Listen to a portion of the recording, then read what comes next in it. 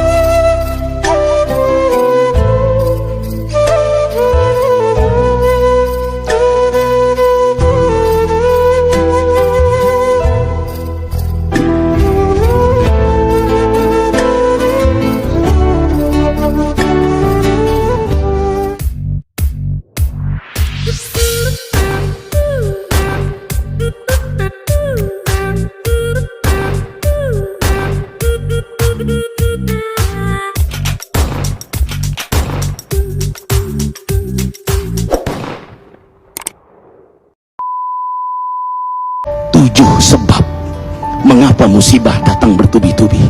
Yang pertama, karena banyaknya maksiat. Surah Yasin ayat 19 yang kita baca setiap hari. Kemalangan-kemalangan terjadi, musibah-musibah terjadi, malapetaka terjadi karena dosa keterlaluan kalian kepada Allah. Yang kedua, karena banyaknya orang berbuat zalim. Dengarkan surah Qasas ayat 59.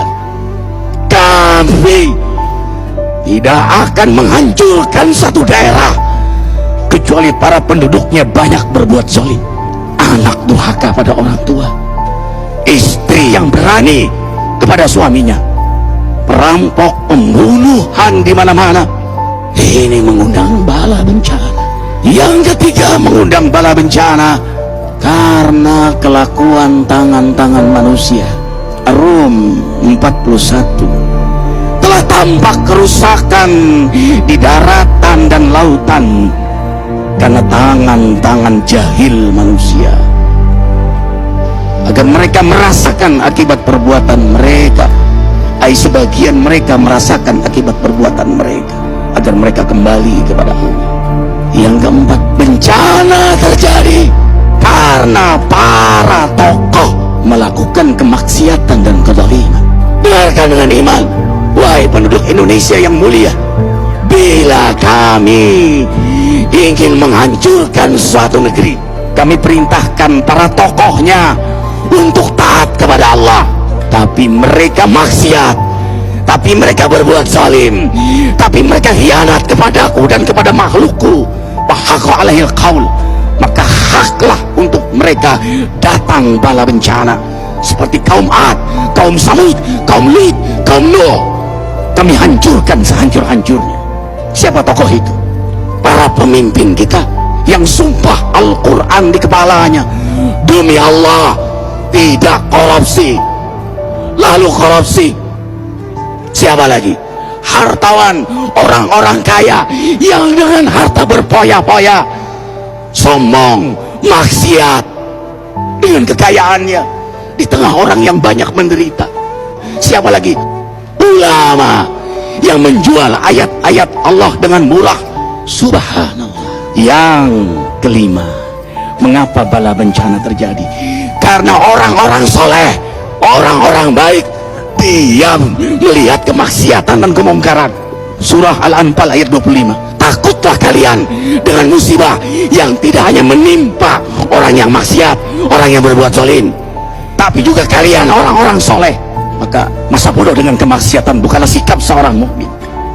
Amar ma'ruf nahi munkar adalah amal cerdas. Yang keenam, justru karena rahmat Allah, karena peringatan yang Allah hadirkan agar hadir mahkamah kesadaran kita.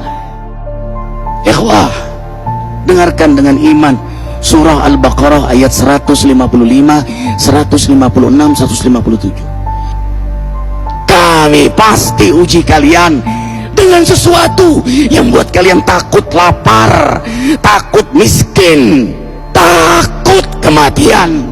Tapi kabarkan berita gembira bagi hamba Allah yang sabar dari semua ujiannya, yang mereka berkata, sesungguhnya kami milik Allah dan sungguhnya kami akan kembali kepada Allah. Yang terakhir, yang ketujuh, ada yang nanya, bagaimana yang maksiat yang selamat? Tenang-tenang saja. Yang berbuat zalim malah sukses. Di mana keadilannya? Allah Maha Adil. Dengarkan surah Hud ayat 15-16. Barang siapa mencari kesenangan dunia lalu dia menghalalkan semua cara, apa kata Allah? Kami beri, tapi di akhirat tidak mendapatkan secuil pun kenikmatan, malah nikmat di dunianya menjadi bahan bakar azab untuk dirinya. Itulah istidrat. Lalu apa sikap kita sekarang? Orang beriman menjadikan peristiwa apapun sebagai jalan untuk mendekatkan dirinya kepada Allah.